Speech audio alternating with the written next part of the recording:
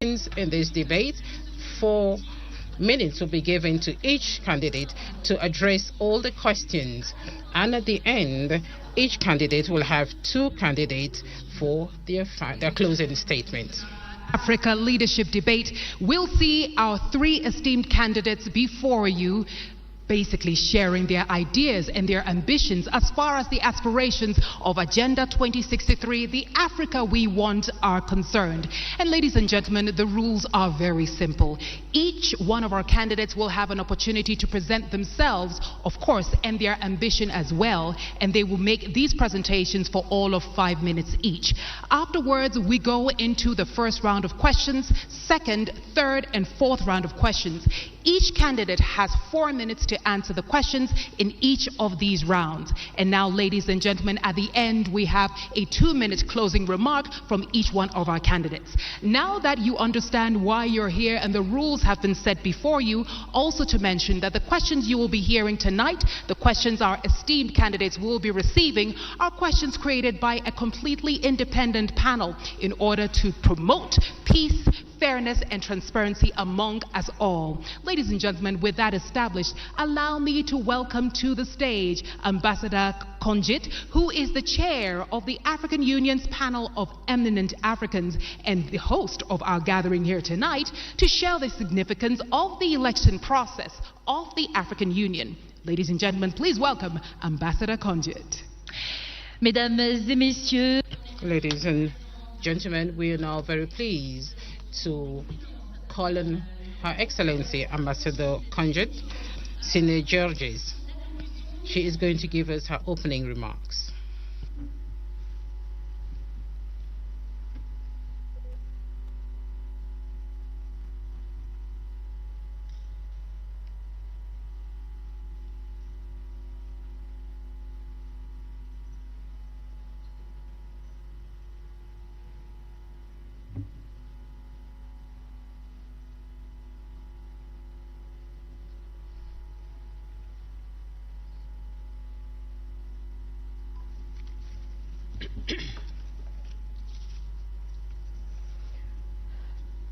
Excellencies, candidates for the posts of chairmanship of the African Commission, Excellencies, ambassadors, fellow Africans, ladies and gentlemen.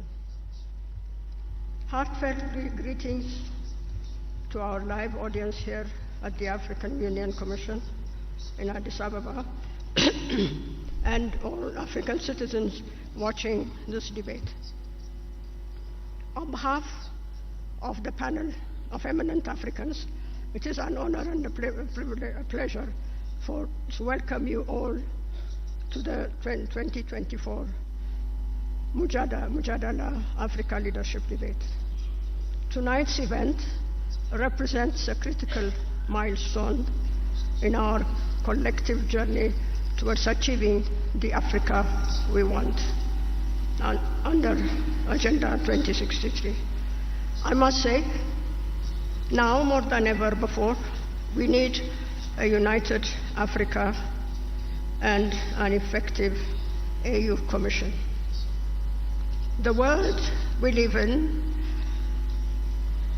is at a crossroads with many complex situations. This continent of ours has gone through numerous challenges in its history. Its people have paid huge sacrifice to be where we are today. The trajectory of going out of colonial legacy to move to the Africa we want stands as testimony. We understand that our dreams and aspirations will not take us anywhere unless we come together.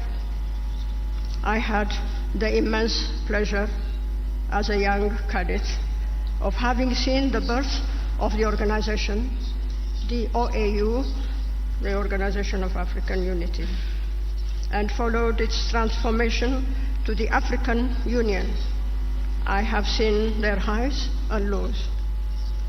But one thing is for sure, if the African Union had not existed, we would have had to invent it. We have a long way to go to reach the Africa we want by 2063. The African Union Commission, our only vehicle to take us to our destination, has to be strong and fit for the purpose. We have to face together our current and future challenges, narrow inequalities, build more just and inclusive societies, resolve conflicts, in short, provide to our citizens what they are expecting. It has become more and more clear that the African Union has a rightful place on the global stage. It has become a partner that can't be easily pushed aside. We are claiming our place where decisions are made regarding our continent. Africa is coming out of age. This evening, the three candidates to the post of the chairpersonship of the African Union Commission are going to participate in a debate. I regret that the fact that our continent couldn't also have a female candidate and place the African Union Commission on the right side of history. This is a serious homework we have to take into consideration. Excellencies, ladies and gentlemen, I have the greatest honor and privilege to thank the general public for participating and for their interest in this process by sending questions. I would also like them to know that the concerns expressed by the public are taken care of in the questions. And now, ladies and gentlemen and excellencies, I have the duty and the honor to hand over to the moderators the questions sealed envelope. Thank you very much for your attention. Merci infiniment. Thank you very much, Excellency Conjit Senior Judges. Dear participants, what we're going to see here, what Madam Kanji Senior Judges is going to do now, is to actually give to us an envelope that contains all the questions that we are going to ask. That is, either Anita or me will be asking the potential candidates who are vying for the position of the chairperson of the African Union Commission. Thank you very much, Your Excellency.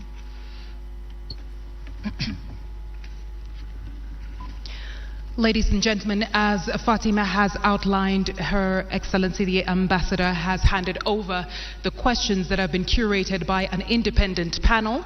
As we mentioned, there will be 4 rounds, and here in my hand we have 4 envelopes sealed, and these envelopes will only be opened at the forefront of each one of the rounds. Merci infiniment. Thank you very much, Anita. Ladies and gentlemen, at the moment, we are going to introduce the various candidates vying for the position of chairperson of the African Union Commission. His Excellency Mahamadou Ali Yusuf, the Minister of Foreign Affairs of Djibouti. Your Excellency, His Excellency Mr. Raila Odinga, former Prime Minister of Kenya, and the third candidate will be His Excellency Richard James, the former Foreign Minister of Madagascar. Pride and honor that we invite our 3 esteemed candidates to now take their position on the stage. Ladies and gentlemen, I have the honor of welcoming His Excellency Mahamoud Ali Yusuf, Foreign Affairs Minister, Djibouti. Also joining us will be His Excellency Raila Amolo Odinga, former Prime Minister, Kenya. And we have His Excellency Richard J. Randiamandrato, who is from Madagascar.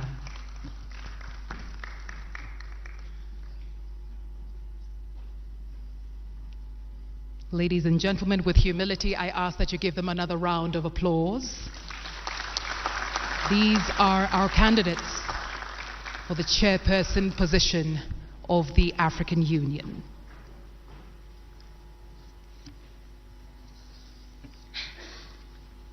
Messieurs, bonsoir.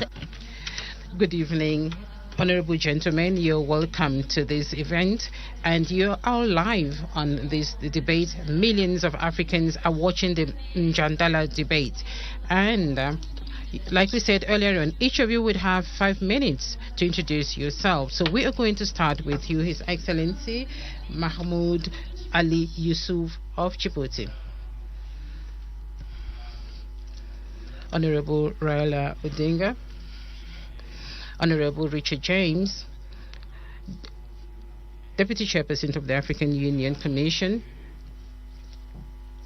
Ladies and gentlemen, African citizens, good evening. My name is Mahmoud Ali Yusuf. I am 59 years old. I'm married with 8 children. Minister of Foreign Affairs of Djibouti for the past 20 years. And I am standing before you this evening to give you a brief presentation of my vision for Africa's future. Africa is at a crossroads of its evolution.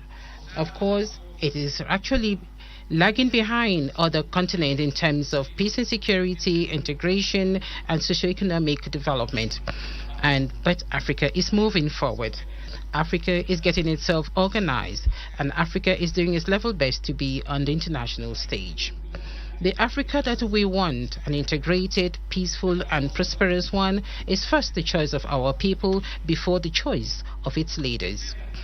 The founding fathers of the OAU in 1963 and to our leaders today who actually established the African Union more than 20 years, all the way down to the average citizen, we are trying to consolidate our diversity and to cement the unity of the continent.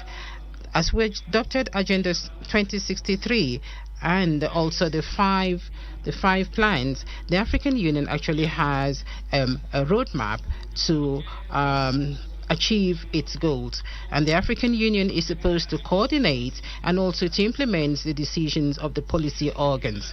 And if I am elected as chairperson of the commission, I am going to make sure that we work together, and we actually have to go beyond the 37% of the work that we have done so far. In terms of peace and security and early warnings, through the Continental Early Warning System, we are going to strengthen the Peace and Security Council, which has to be more proactive, and the member states will also have to be responsible. The panel of the wilds would be given the means to work to continue its mediation work, and I will do my level best to make sure that resources are mobilized to make the African Standby Force operational, and we can also use the African Peace Fund. And with the relevant bodies, I am going to continue or to carry out the reforms which have not been implemented today, and I'm going to diversify our financing, and I will do my best to make sure that African Union has its own financing sources. And I'm also going to boost intra-African trade. We should go beyond 80%. And I will bring down all the non-tariff barriers and facilitate the free movement of goods and persons across the continent. The place of Africa on the international stage will be one of my greatest priorities. And I'm going to be the voice of the African people across the world. The transformation of our continent will be done with our youth and our women, of course, and the diaspora too, through knowledge, technology, in agriculture, in industry, and in the service sector. The Africa that we want, ladies and gentlemen, is an Africa of peace, integration, and prosperity. And this has to go through the political will and the solidarity of the African people, and thanks to the support of our people. And so as I stand in front of you today and in front of all the millions of Africa, I want to tell you that if I'm given the chance of being the chairperson of this commission, I will do my best to make sure that our continent shines on the international stage. I thank you. Excellency Mahmoud Ali Yusuf. And now, ladies and gentlemen, I would like to invite His Excellency Raila Odinga to share his opening remarks. Your Excellency, you have 5 minutes. Thank you. Your Excellency Ambassador Konjit, my co-panelists here, His Excellency Mahmoud Ali Yusuf, and His Excellency Mr. Richard, distinguished guests, ladies and gentlemen. Good evening, Africa. Africa, hamjambo, bonsoir. Salam alaikum rahmatullah ta'ala wa barakatuh. Boa noite. I am delighted to have opportunity today to stand before you as the son of Africa. I was born in Kenya, but I'm told that my grandparents came from the Sudan. I am a father of 4, a grandfather of 5, and a husband of 1 that I know of. I am an engineer by profession, and I have been an academic. I have also been a public servant. I've been a member of parliament. I've also been a prime minister and also leader of opposition. In those capacities, I've tried to do my best, and I've gained a lot of experience in terms of management of public affairs. I stand here as an Pan-Africanist and an Afro-optimist. 2 months ago, that is on the 21st of October, this year we were here in Addis Ababa. We had been invited as members of the families of the founding fathers of the African Union to come and witness the reopening of the Africa Hall. That's the hall where the OAU was launched in 1963. And we're happy to be here with Madam Ambassador Konjit, who was there as a young girl at that time. It is now 61 years since the launch of the Organization of African Unity. And at that time, if you read the speeches of the founding fathers on that day, they were very passionate, and all of them talked about African unity. Where there was a difference was, when do we achieve this unity? There are those who, under the school of thought, that the unity now. There are those who said, no, we need to be gradual in this.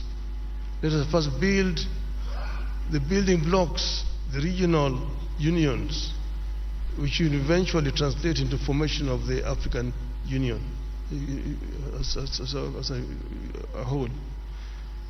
But now we have they came up 50 years later with Vision 2063, which now hopes to get Africa united, one union government by 2030, and move on to attain the vision, the wishes of the founding fathers of Africa. I say that I have the experience. I've been part of this movement for changing the continent. We know that some achievements have been made. Africa is now completely liberated, but there's still work to do. And I believe that I have what it takes to get us where we want to do.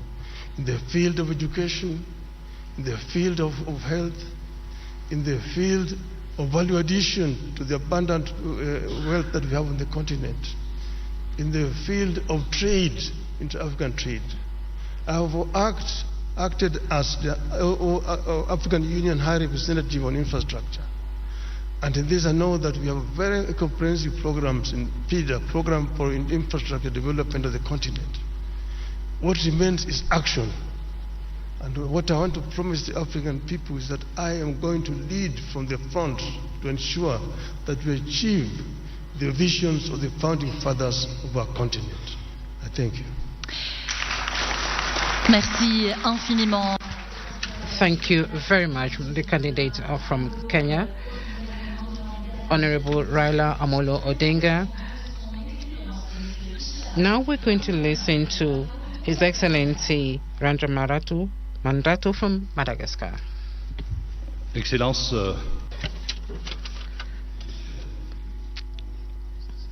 Excellencies, distinguished guests, to this very important event for the African people.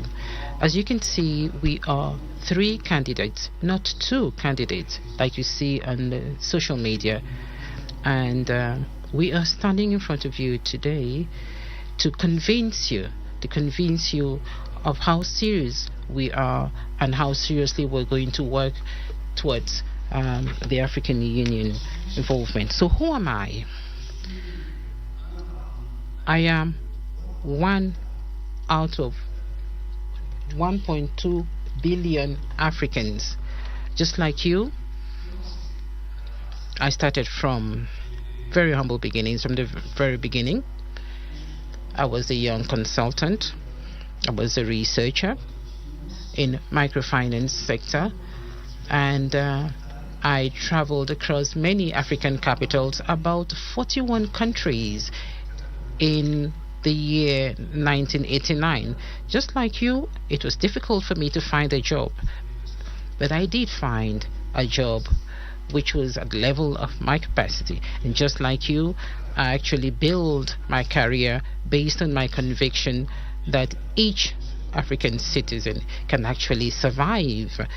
And just like you, today I am standing before you because I believe that I have the confidence and the trust of the president of Madagascar, and I am proud. I am proud that I was actually supported by my country.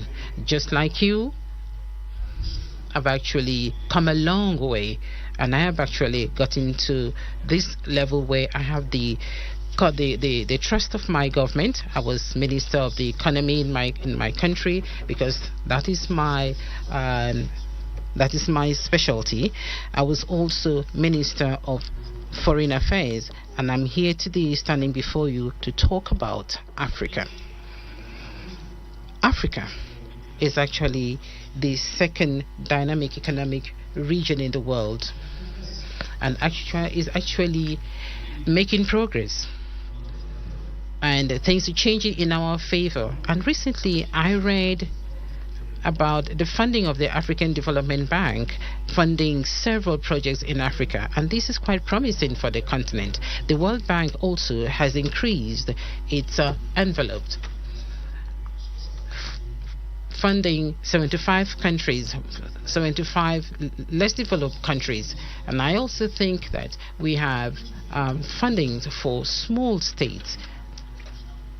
Small state, that's not a pejorative term, but there is an idea that I want to share with you. Africa is moving, first of all, the states that are actually seeing a 3.4% in economic growth per year, but I think we should do more than that. And then we have our own house. Here we are, the African Union, which is our home.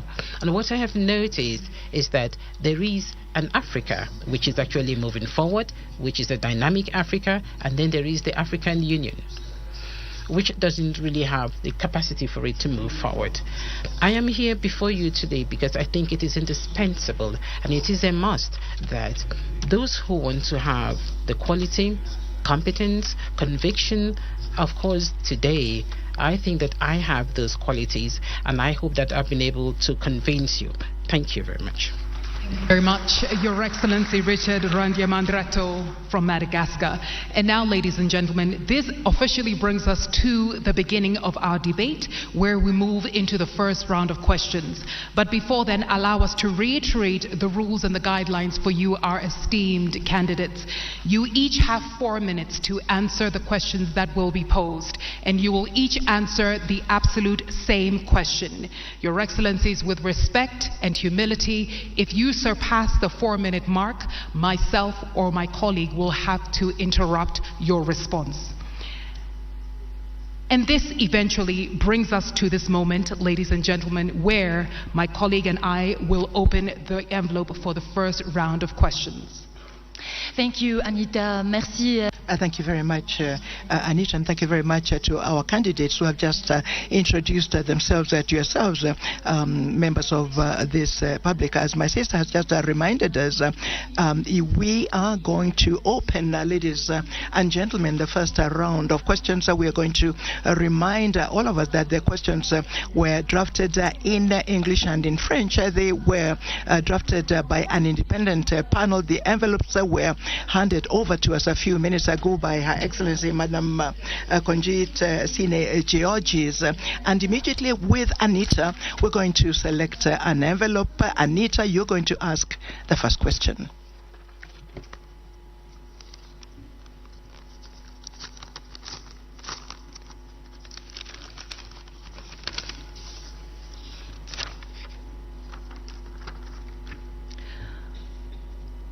Esteemed candidates, your question in English, and after that my colleague here, Fatima, will translate in French.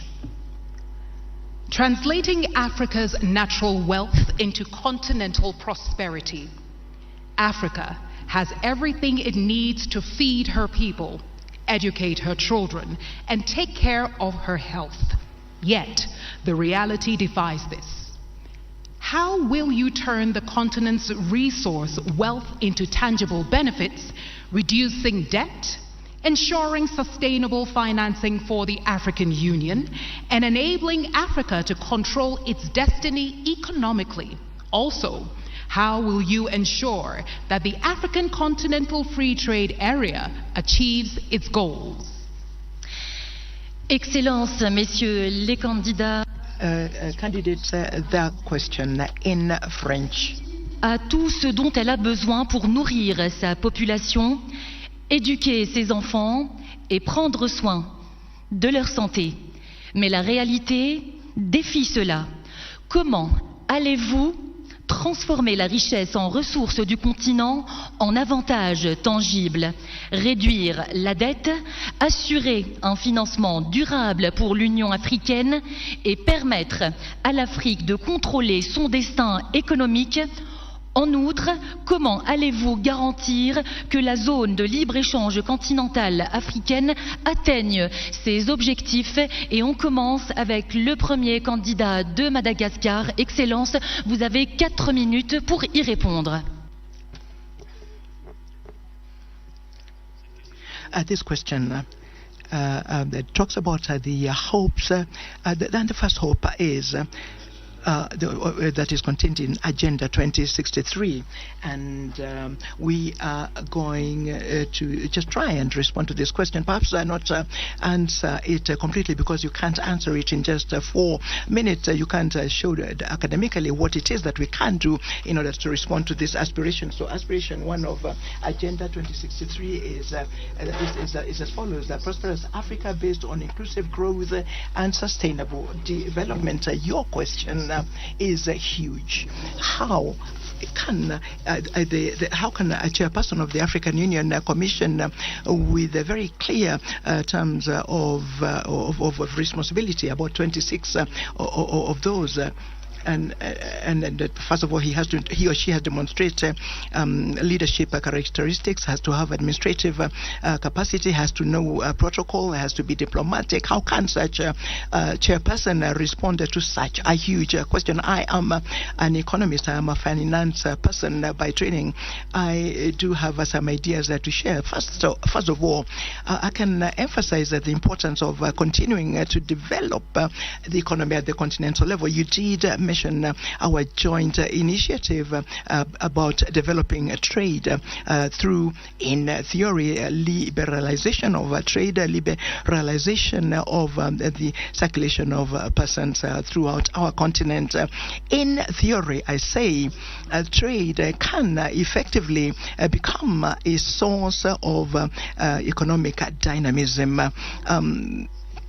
I think I understand that we're at about 12.6% of commercial trade between African countries. This is very low. For a continent such as Europe, a continent such as America, they go up to more than 50%. So what we need to do is to continue to continue with the efforts that we're doing. There's already a secretariat, the ICFTA. A secretariat, the ICFTA is just a geographical zone. It is the geographical zone. We haven't yet attained this free circulation of trade, but if we manage to ensure that a free trade can happen and can happen very quickly, it is very possible that we shall triple our performance in economic development. I am a farmer. I have a fish and chickens, and at a very small scale. And I support young farmers. And it's very difficult to pretend that one can have a good quality and one can sell the products to the neighbors. People are not able to really exhaust what is available in the market. But free trade is that. It is to learn how to master capital virtues, capitalism. Where do you find money, and what am I going to do to find the money? I think we need to start modestly. We need to start at the level of the local development, so that slowly by slowly, with support from the government and of course the support of the African Union, we shall then at the end ensure that all of the citizens, young, medium-aged, and especially women, can have the opportunity of participating in this large continental market. Thank you very much, Your Excellency. You, Excellency Raila Odinga, first for your answer. 4 minutes, sir. Thank you. Africa is, of course, the least developed continent by comparison. Look at economic statistics. But this is because there are historical reasons why Africa is where it is today. And we will say that Africa does not need to remain here. We need to develop Africa. There are several factors which work against Africa. For example, the international financial infrastructure has worked very much against Africa, because African countries have been made to borrow money at a very high rate of interest compared to other countries of the same status as the African countries. So we need to address the issue of rearranging the international financial infrastructure. That is, I think, one of the major starting points. Now, Africa is the richest continent on the planet Earth in terms of raw materials. But it's a paradox that Africa also is the poorest in terms of living conditions. We say that we need not remain for perpetually the source of raw materials for industrial west or east. That we need to do value addition to raw materials which are coming out of Africa before we export them. And then we've also said that Africa needs to trade more with itself. There's big potential. Like the African Development Bank today says that 7 out of the 20 fastest growing economies in this year are going to be African countries. That are much higher than Europe. We're only competing with Asia. So it is important that Africa enhances the trade with itself. The inter-African trade today stands at just mere 15%. Now we have the African Free Trade Area organization that was launched now 3 years ago, but not much has been achieved. Some of the reasons are issues that are actually solvable. the non-tariff barriers to trade that have been imposed by respective African countries. Things like standards, which are different from one country to the other country, making it difficult for goods to move freely across the borders. Then modalities of payment. And then there's the other issue of infrastructure. I worked for 5 years as the African Union High Representative on Infrastructure Development. And here is another problem, because goods cannot move freely because of lack of adequate infrastructure within the continent. Kenya exported tea to Ghana, and it took 3 months of tea to travel from Kenya to Ghana. We have major infrastructure projects, the high-speed continental railway, the inter-African highways, Cape to Cairo, Tunis to Cape, Dakar to Djibouti, Dakar, Lagos, Mombasa, and so on and so forth. All these need to be developed. Energy is another factor. Energy is too expensive, but we can reduce the cost of energy and go green in the continent. Thank you so much, Excellency. Candidate from Kenya. Et à présent, mesdames et messieurs. And now, ladies and gentlemen, the response from His Excellency, the candidate from Djibouti. When you talk about the riches of Africa, we often think about natural resources, and the riches of Africa begins with its people. We have 1.4 billion inhabitants on the continent, and more than 60% of this population is young between 0 and 25 years. The first wealth of this continent is in its people. We must have the capacity to think about how we can ensure that these people, this population, can benefit not only from the existing wealth, but also add value to that wealth. How can we go about that? Through universal education, quality education in our countries. We should have the capacity of offering our citizens a free education from the primary to the university levels, and ensure that this education is spread in all of the regions of our continent and of our country. We must remove the obstacles to education. The feminine population represents 50.2%. There are still cultural obstacles. There are obstacles to the education of girls. We must concentrate on valorizing our human resources. And then we have fertile land. What are we doing with this fertile land? We are still in many countries using very archaic agriculture. It is time to begin to develop an agriculture that I would call modern. It does exist in many countries. Look, for example, at a country such as Rwanda. Tea and coffee are actually, there's value added locally. Countries such as Ghana, countries such as Cote d'Ivoire, cocoa is transformed locally.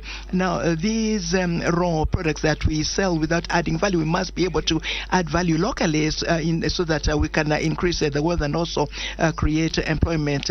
The transformation of agricultural products is a priority. So today, agriculture in many countries uses biotechnology. It uses the drip system. It uses seeds that are modified, that are quality seeds. Ethiopia uses quality seeds in order to be able to produce maize. Today, Ethiopia produces maize and wheat because of these seeds that are quality seeds. It is important to think about transforming agricultural product in place that will ensure that the people can get out of food insecurity, ensure that there is a specialized agriculture there has to be areas of specialized agriculture, and that I would say is one of the steps that will lead to ensuring that this world there can be at the benefit of the population. And then we come to natural resources. I acknowledge the work by President Museveni. He has said that he will not export petrol or gas as long as there will not be a refinery in Uganda. These are the examples from African leaders who take the destiny of their people in hand so that they can actually have value added locally. Now, trade, everybody knows that it is through trade that development happens. Look at China. China and all over the Chinese economy really target production and exportation. When you add value to our products, we can become exporters. Let me talk about tariff barriers and non-tariff barriers. That is not the problem. I think that the situation must be to, first of all, protect our wealth by transforming them locally. Thank you. Thank you, Your Excellency Mahmoud Ali Yusuf. Of round 1, where I'm happy to announce we have a 5-minute break, and after this break we come to round 2. You have been tuned in to us here from the African Union headquarters here in Addis Ababa, and we are bringing to you Mjadala Africa Leadership Debate 2024 with our 3 esteemed candidates vying for the position of chairperson of the African Union. Merci infiniment, cher candidat. Thank you very much, candidates, for having answered to the first question of the first round. Ladies and gentlemen, there's still 3 rounds to go in which you will all participate. And we're going to take a break of 5 minutes. We'll come back immediately after. Thank you very much for having listened to us. Thank you.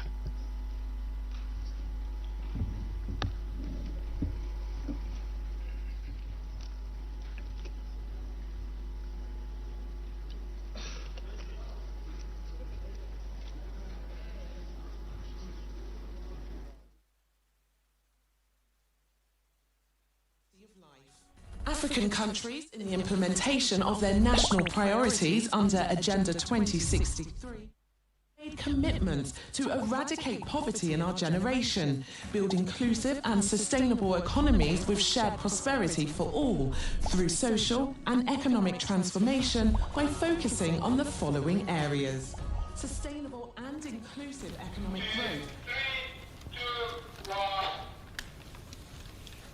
Na mtazamaji, unaendelea kutazama KBC Channel 1, na kama unavyoona kwenye runinga yako, muda mchache uliopita ni mjadala unaoendelea wa wawaniaji wa kiti cha wenyekiti wa AUC, na tayari mjadala huo ulikuwa umeanza na wagombeaji Mohamed Ali Yusuf wa Djibouti na Richard wa Madagascar na aliyekuwa waziri mkuu Raila Odinga. Na kidogo tu labda niweze kuzungumza na wageni wetu ambao walikuwa hapa kwenye studio kuhusiana na jinsi ambavyo wagombea hawa tayari wameanza kujibu maswali yao. Na nianze nawe Bwana Onchari, labda kuna hilo swala la kuwa utajiri wa Afrika. Na wameulizwa kuwa watawezaje kuhakikisha kuwa utajiri wa Afrika umeweza kuwasaidia Waafrika. Jinsi walivyojibu, wewe kwa maoni yako kama mchanganuzi. Sikiliza majibu yao wote, unaona kwamba aliyefanya hata utafiti wa kutosha ni Raila, na sababu ya manufaa ya muda. You know, he's an old man, he has seen it all, he has done it all. Na Raila ni mtu ambaye anakuanga involved kabisa. Hakuna hiyo information kwa kichwa, amesema yote vizuri. So ni ile kwamba huu mjadala una manufaa makubwa sababu hautachangia kwa kura ambazo zitapiwa. You can perform very well hapa, lakini kwa kura usifanya nini? Lakini si unaweza kuwashawishi watu wakikusikiza waseme vile tuna, lakini sasa wale watu wataenda kuambia rais wao pika kwa njia fulani. Kama ingekuwa direct vote, Raila angeshinda hapa na flying colors. So majibu yake yako na kina. Sababu ya experience, tajriba. Na pia amehudumu katika African Union, kwa hivyo anaelewa. Na kuna lile jambo ambalo anazingatia sana kwa matamshi yake, infrastructure. Na hiyo ndio inaitwa old school economics ambayo Kibaki alikuwa nayo. If you build roads, railway tracks, nini kitu kama hiyo, uchumi utaendelea. Pia mzungumzia vile Afrika mnyanyaso kwa muda mrefu sababu ya koloni, rasilimali ya Afrika inaiboibwa. Mambo kama hayo. Majibu yake ni sahihi. Yeah, so he's done very well. Huyu jamaa wa Madagascar is a joker. Hajielewi. The only reason why Yusuf is a candidate, or contender, ni sababu ya hii kura ya Waislamu. tulisema mara ya kwanza. Otherwise he does not have that kind of strength you expect from someone who wants to lead the commission. Na nikuja kwako Hudson, ulikuwa umetaja hapo awali kuwa wagombea ni lazima wazungumzie masuala ambayo tayari yako kwenye ile ruwaza ama wako katika ile ajenda. Je, vile ambavyo wamejibu maswali yao kuhusiana sana na hili swali ambalo wamemalizia tu kulijibu la utajiri wa Afrika kuweza kuwasaidia wa Afrika. Je, wewe unahisi kuwa wako katika ile nini ya AUC ile ajenda kulingana na majibu yao? Kuna huyu ambaye amezungumzia kuwa kuna ile value addition, akazungumzia mambo ya ukulima, na Raila Odinga pia akaweza kuzungumzia swala la miundo msingi. Hilo swala la kwanza kwa kuwasikiza wote wamezingatia maono ya AU. Kuzungumza mambo ya barabara, ukulima, vile kufanya biashara katika inter countries, kufungua Afrika ili ya kwamba kuwe na biashara inayoendelea, mzunguko wa bidhaa kutoka huku na huku. Wamezungumza kabisa kwa mjadala. Ila sasa nikitoka hapo tukuje kitu kingine ambacho nimesikiza pale. Nimesikiza experience. Nimeona Raila Odinga akiwa mtu ambaye ako na experience, ni mtu anajua cha kufanya. Anaelewa mahali shida ya Afrika iko katika mazungumzo yake. Unamuona akieleza kabisa anaelewa kile kinaweza fanyika na Afrika ibadilike. Na jambo lilo nzuri ni kwamba si kitu amezungumza leo. Amekuwa akizungumza haya mambo siku zote. Kwa hivyo ni mambo ambayo yako katika moyo wake. Yes, na pia experience ya kisiasa. Ameitaja vile amepanda ngazi ya kisiasa hadi kufika pale katika African Union. Hiyo ina ushawishi, lakini wacha tuone kama hayo ndio yatafanya mtu kuchaguliwa. Nikuja kwako mjomba, kabla mjadala huo hujarejea. Kuna huyu mgombea kutoka Djibouti ambaye amezungumzia sana swala la ukulima. Na kama alivyosema Onchari, kuna jambo ambalo Raila amelizungumzia la miundo msingi, ni old school way ya kuzungumzia vile atatusaidia sisi Afrika na atasaidia Afrika. Je, waona kuwa labda maono ya huyu wa Djibouti yaweza kuwa ndio yanasaidia kisasa? Sababu tunajua kuwa kuna ule uti wa mgongo wa Afrika, ni lazima tuzingatie ukulima na pia swala la tabia nchi ambalo linaendana moja kwa moja na ukulima. Ndio, kama ulivyowasikiliza wote vile wamejieleza. Ukiangalia Mahamud na Raila, naona kama tunaitwa. Naona sasa kama Raila vile amefafanua tajriba yake imejionyesha. Na akakwambia nilikuwa pale kwa miaka 5. Kwa hiyo ninaelewa kile ninachokizungumzia. Kwa hiyo kama ulivyosema kwamba kilimo ni uti wa mgongo, wote wanakubali hivyo. Lakini Raila kidogo akaleta siasa, akasema kuna hizi halmashauri za kifedha ndio zinaleta matatizo. Kwa sababu katika hizo riba zao na vitu kama hivyo ndio vinatuletea shida. Ndio maana kidogo hatusongi. Kwa hiyo yeye akikaa pale atarekebisha hayo kwa kutumia ruwaza iliyoko hapo ndani. Ndivyo. Asante sana. Mtazamaji, tunarejea tena katika nchi ya mji wa Addis Ababa, ambapo mjadala kama tulivyokuarifu unaendelea wa uwaniaji wa wenyekiti wa AUC, ambapo wagombeaji tayari wako pale, na hebu tuweze kusikiza jinsi yanavyoendelea, kwani maswali wanaendelea kuulizwa maswali yale wakiendelea kujitetea katika nafasi hiyo.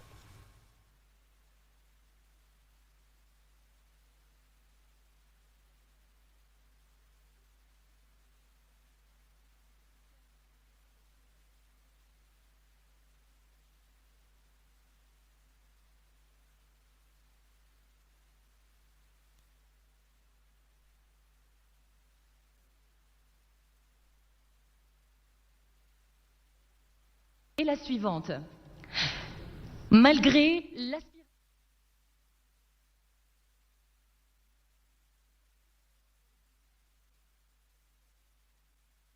Comment comptez-vous favoriser des solutions africaines pour assurer une prévention, une gestion et une résolution efficace et durable des conflits?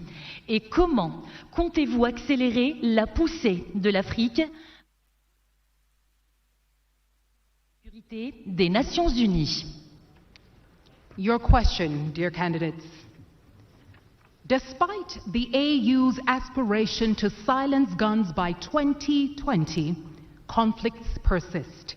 How will you foster African solutions to ensure effective and durable conflict prevention, management and resolution, And how do you plan to accelerate Africa's push for a permanent seat on the United Nations Security Council?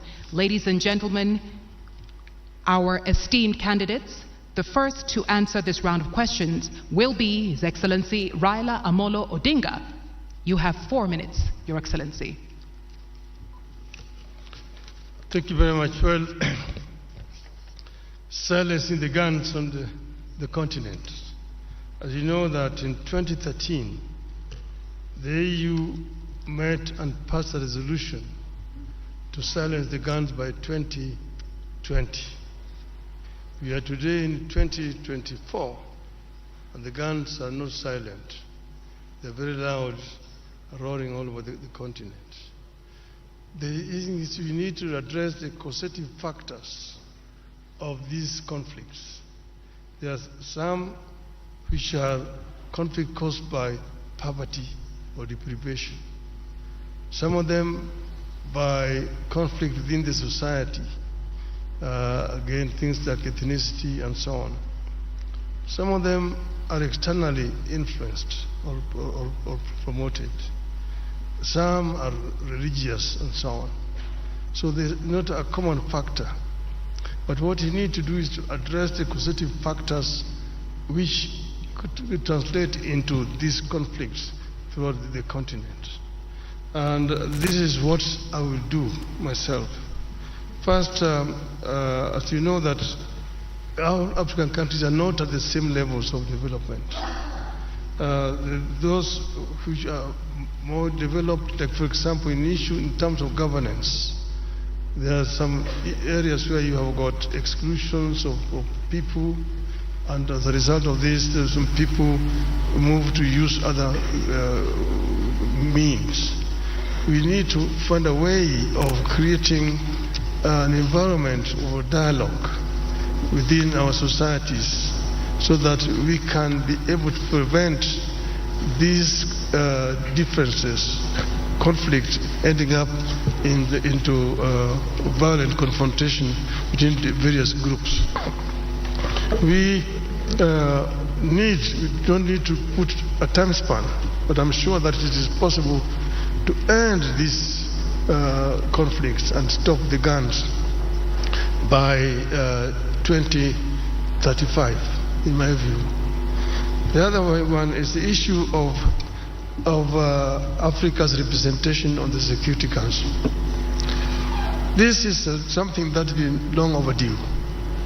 As you know, that the UN was formed at a time when most parts of Africa were colonies. And that's why the UN structure as today does not deal with the realities of the world today. And the situation where you have 5 countries sitting in the Security Council with veto powers, and Africa is not represented, a continent with 1.4 billion people, is not tenable and it's not accessible. And that's why I'm not going to talk about Africa's representation, but we're going to insist that Africa must get 2 permanent seats in the UN Security Council. This is only fair, because we are a continent of 55 sovereign nations. We cannot be excluded when Europe has got 3 permanent representations on the Security Council. Permanent representation with the veto powers is a must for Africa. And this I'm going to insist when I'm elected, if the heads of state of Africa sees fit that I should lead this. I will work together with all the leadership of the continent to ensure that the continent gets a fair treatment on the international scene. Thank you so much, Excellency. Candidate from Kenya. Et maintenant, mesdames et messieurs. And now, ladies and gentlemen, the response from His Excellency, the candidate from Djibouti, His Excellency Mahmoud Ali Yusuf. Silencing the guns is a flagship program, one of the 15 that our leaders have endorsed years ago. And then they put a number of mechanisms and structure around this flagship program so that peace becomes a reality on our continent. The first structure is the African peace and security architecture. And then we have the strategy that we all know, silencing the guns. And to support this strategy, the African Union put in place a number of mechanisms. One of them is the Peace and Security Council. The other one is the Committee of Elders, the Committee of Chief of Staff. We have the Peace Fund. And we can rely on every kind of mechanism. So why is peace is not, let's say, a reality on the ground on our continent? There are a number of reasons. One of them is the political will of countries. We have to be outspoken and frank. We make decisions at the Peace and Security Council level. These decisions are not implemented. Our Peace and Security Council is not proactive. It is reacting to crises when they occur and happen. This has to change. And I'm sending a message to our member countries saying this has to change. The number two problem that we have to face is our standby forces. We have them on the papers. Of course, sometimes we can mobilize them, but they lack resources. We are still relying on foreign partnership for our resources. Let me give you an example. ATMIS. Since 2007, ATMIS has been financed by the European Union and the United Nations up to 2.7 billion euros. Now, financial resources are critical. Why should we have the money so that we can operate on crisis ground on the continent? Because without money, we cannot deploy our standby forces. Without money, even the committee of mediators cannot go and discuss with the stakeholders. They sometimes wait for the tickets, the per diems, days and days and days. It's very critical that the Peace Fund, in which we have $400 million, that the Commission and the PRC, get to the compromise situation where that money could be used for peace on the continent. So far, only the interest of the 400 millions are used. And I'm really shameful when I say, DRC have been given 1 million for peace, issues through this fund. And they have given to, another country 1.5 million. It has to change. We need the authority from the member countries so that we can use this money, the $400 million, to keep peace on our continent. There are so many other bottlenecks that needs to be handled very quickly. But money is one of them. The Peace and Security Council mission is the second problem. And then we have a third one. This one also has to be underlined very, very seriously. When a crisis happens, I give you the example of Somalia. I've been around for some time. I've been dealing with this problem for many years. When there is no unity of purpose between the countries around this country, neighboring countries, this country will never stand on its feet. That's what we are experiencing today in the Sudan. Hundreds of thousands of people have been killed, millions displaced. Neighboring countries are still fighting on the Sudan, and the African Union and IGAD are watching. Sorry, sir, your time is up. Okay, sorry, because I can talk hours about this No issue. problem, sir. Thank you so much for your contribution. And ladies and gentlemen, as a reminder, especially to our esteemed candidates, if you go beyond the time, I will be forced to interrupt, and I don't want to do that, so please forgive me. May we kindly have our last candidate, His Excellency Randir Mandrato, to respond to the question. Your Excellency, the floor is yours. Faire taire les armes. Silencing the guns and issues relating to peace and security in general actually are due to so many things. It's not like turning on a switch or switching it off, not on and off a switch. No, there are several factors that have to be taken into consideration, and that is the reason why the African continent and the African Union have been challenges to silence the guns. But we have to resolve our conflicts peacefully, and this is one of the principles of the African Union, just like the principle of non-interference. So this is an aspect that we all have to actually look at. When exactly do we talk about non-interference or non-indifference? and how do we use them to silence the guns? But that is the situation in which we find ourselves in. And if I am chosen by the heads of states and government as chairperson of the commission, I will make sure that the African Union Commission would actually work towards resolving our conflicts peacefully, because we have that in the Constitutive Act of Africa, of the African Union.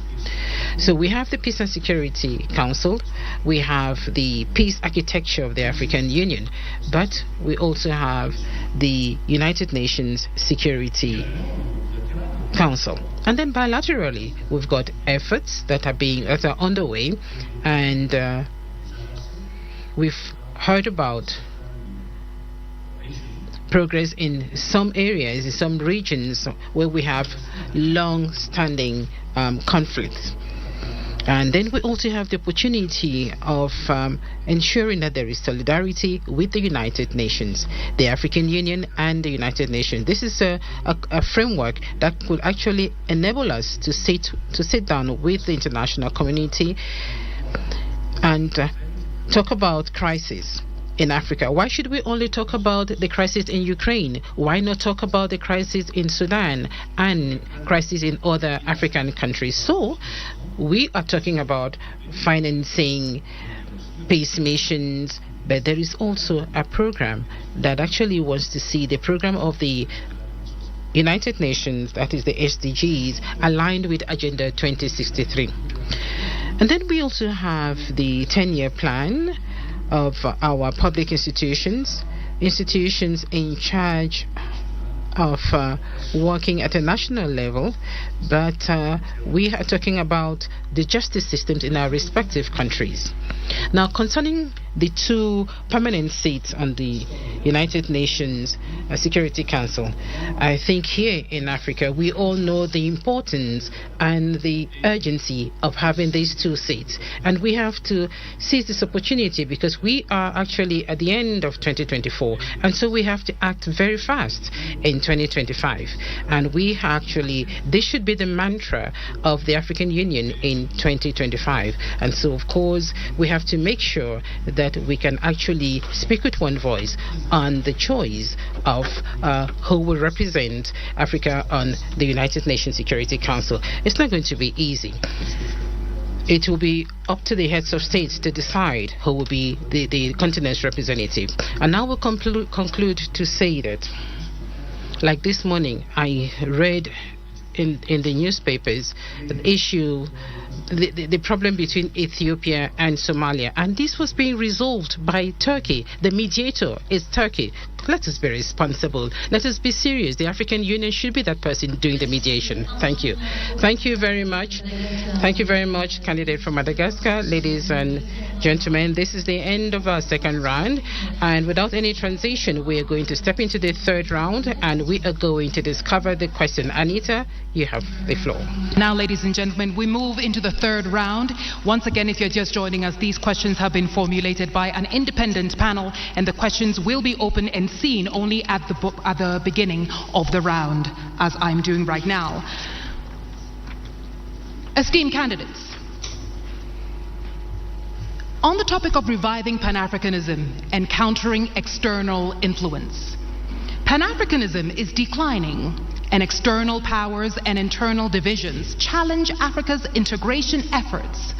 What specific steps will you take to rekindle the spirit of Pan-Africanism, counter big power politics on the continent, mobilize African countries behind a common integration agenda, ensure resource self-reliance, and position regional economic communities at the center of this process? Chers candidats, Distinguished candidates, your question is as follows in French. L'africanisme est en déclin et les puissances extérieures et les divisions internes remettent en cause les efforts d'intégration en Afrique. Quelles mesures spécifiques comptez-vous prendre pour raviver l'esprit du panafricanisme contre la politique des grandes puissances sur le continent, mobiliser les pays africains derrière un programme d'intégration commun commun, assurer l'autonomie en matière de ressources et positionner également les communautés économiques régionales au centre de ce processus. Et nous allons commencer tout de suite avec le candidat. And we will start with the candidate of Djibouti to provide his answer. You have 4 minutes. First and foremost, we have to understand that we are living in a world which is multipolarized world. This is a world that is actually multipolarized. And this world would not provide space for a continent or countries that do not have the right economies, the military strength, the capacity that is required, and mostly that continent or country that is not on the world stage. This is a reality. So what can we do? What should we do? I think it is very important that the Global South should actually take action. And in the Global South, it is Africa that actually has to stand out. And how is Africa going to stand out? If we do not represent much in terms of global trade, you cannot actually sit around a table where decisions are being taken for the destiny of the world. And so integration is, I would say, an obligation, is a must. When we talk about obligation, it is important that the AFCFTA should actually be functional. It is important that intra-African trade be developed, and it should go beyond 18%. It is important that African countries should actually use their own resources. And so Africa has now a seat on the G20 table. We want to congratulate South Africa for chairing the G20 next year. And so it is important that the African Union Commission should be working hand in hand with the African Union to actually make sure that Agenda 2063 is a priority item on the agenda of Agenda 2063 of the G20.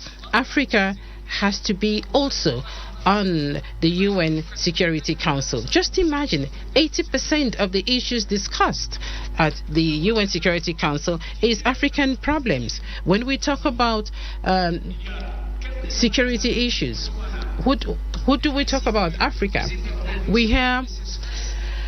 When we talk about food insecurity, we also hear Africa, Zimbabwe, Botswana, Ethiopia, Kenya, Somalia. They have actually been victims of natural disasters, but we are not the ones polluting the world. So the African Union should also be fully involved in the COP discussions.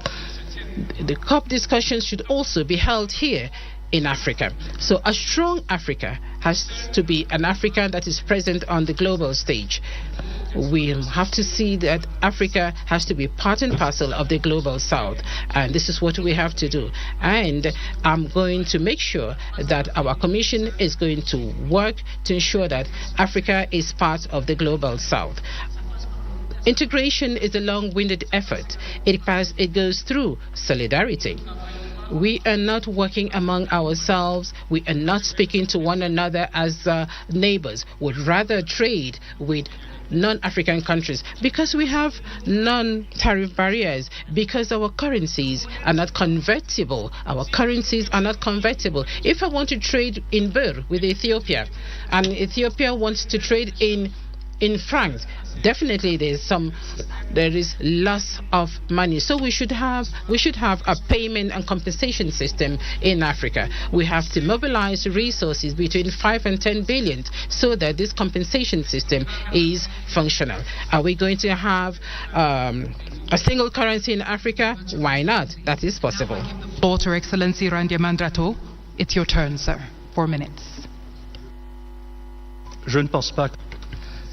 Well, I do not think that Pan-Africanism is actually dying out. No, because Pan-Africanism is in us. We are Pan-Africanists. You cannot erase the history of this continent, the history which also includes the efforts of our diaspora. So Pan-Africanism is really not dying in Africa. It is true that we all have a huge responsibility. The current generation that we have to work to make sure that the future generation should not forget what our founding fathers actually had in mind when they were establishing the OAU, so that all those who are in Africa should continue to live the same dream the same dream. We inherited this continent from our founding fathers, and we have the Africa that we want. The Africa that we see is the Africa where we live in, and the Africa that we want is the Africa that we want to prepare, and which we must prepare. And so there is a clear difference between the Africa in which we are and the African Union, which is our own home, the common house. And if the African Union Commission does not put in the right resources, the human resources and the financial resources, even the diplomats and the military, we will not get to where we want to be. And so I am of the opinion that it all depends on the will of the people to go beyond the challenges that we face today. We all know the problems of our African Union today. There are certain aspects that do not meet the expectations of the people. For example, the SACA audit that was prepared by experts proposing reforms that have to be undertaken. We also have reforms that were undertaken in 2016. So we need to undertake those reforms to ensure that the African Union can actually rise to the challenges. The regional economic communities also have a role to play. I went to COMESA for several years and actually saw the efforts undertaken by countries of COMESA and East Africa. And we see Tunisia, Egypt in COMESA as well, and this will continue. We have the Abuja Treaty actually defined gradual integration at the regional level and then continental level, and I know we will get there, and I am going to work with the members of the next commission so that together we can actually make all of this easy. And lastly, I think we should also bear in mind, we should also think about the military bases, the foreign military bases in Africa, in African countries. Some countries have already started to take their own destiny in their hands in terms of their security. We should be brave enough, we should actually have that courage to make sure that we can actually stand out there as adults that can actually take their destiny in their own hands. Foreign military bases in Africa, we do hope that in a few years' time, those military bases will be a thing of the past, because these military bases are actually a source of conflict. Thank you. Thank you very much, Excellency Randra Mandriato, candidate of Madagascar. Now we listen to Raila Amolo Odinga, candidate of Kenya. Thank you. Well, I mentioned earlier on about the inter-African trade, which today stands just at 15%. Inter-European trade, on the other hand, stands at 70%. Inter-Asian trade stands at 60%. Africa trades more with the external world than with itself, wasting a lot of resources. Now, how did Europeans come from behind and leapfrog and overtake Africa? That is something that we need to ask ourselves. But here we need to now look forward to see how we can be able to make use of this huge domestic market that we have. We have a population of 1.4 billion people. And that is what has helped China. China did two things. One was to train the younger generation, the youth, so that they had a very highly skilled manpower. And when they liberalized their economy, the manufacturing units in the West rushed to China.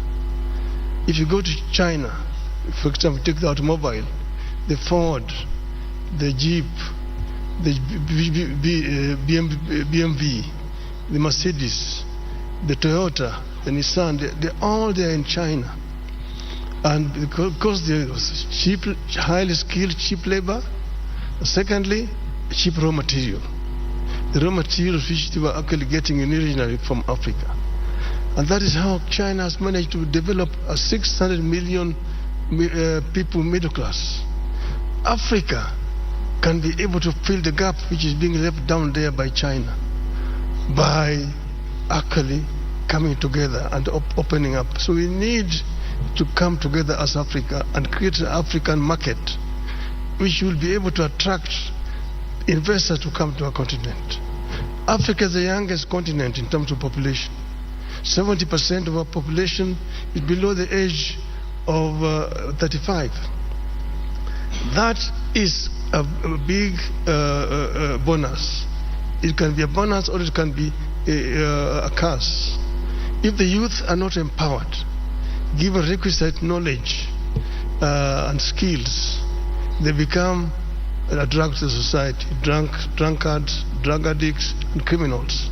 But empowered, they become a real source for wealth creation.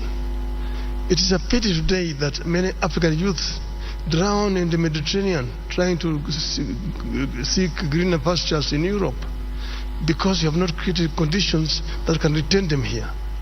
Now we are saying that we want to create a situation where every African youth must be connected to the internet, and using the artificial intelligence and information technology, we can be able to give this youth opportunity to work anywhere in the world when they're staying here on the continent. This is something that we are going to address, empowerment of the African youth, and together with the African woman, so that we create a workforce that will be helped in terms of wealth creation on the continent. This will enable Africa to leapfrog and to catch up with the rest of the world. I'm saying that I want to be a vehicle to be used to help Africa to get there. We will work together with all the leadership in the continent so that Africa moves. Thank you, Your Excellency. Thank you very much, Your Excellency Raila Odinga, finishing us on the third round. And now we move into the fourth and final round, and I give my sister the opportunity to open the envelope and tell us what the first or the last question rather is. And ladies and gentlemen, as a form of a reminder, after this we have a quick break, and after the break each of our esteemed candidates will have 2 minutes to share their closing remarks. Fatima? Dear candidates, your question is this one. The implementation of the key reforms at the African Union that were decided by the Assembly of Heads of State and Government has come to a standstill, and which has a negative impact on the structural stability and the financial viability of the Union, and also on the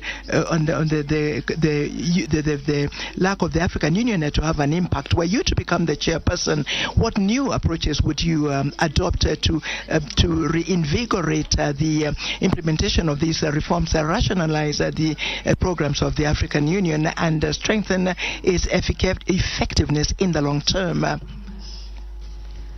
Under the topic of implementing of reforms agreed under the Assembly Decision 635, the implementation of key African Union reforms decided by the Assembly of Heads of States and Governments has stalled, with an adverse impact on its structural viability and financial sustainability, and the AU's focus on a high or a few high-impact public goods.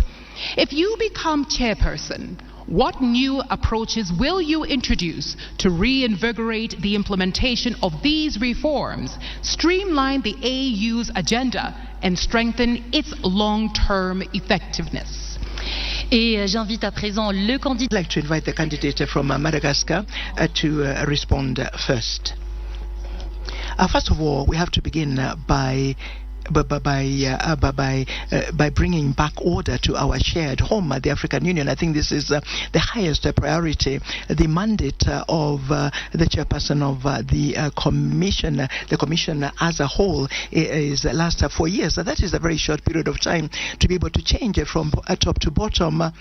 What needs to be changed in terms of institutional reforms of the African Union. So one must begin by bringing back order. I did mention a short while ago the recommendations of the SACA audit. I also mentioned the reforms that have already been proposed in 2016. There would be other reforms. And what needs to be done, were I to become the chairperson of the union, would be to review the documents. And one cannot forget history. One cannot ignore history. I don't think we could.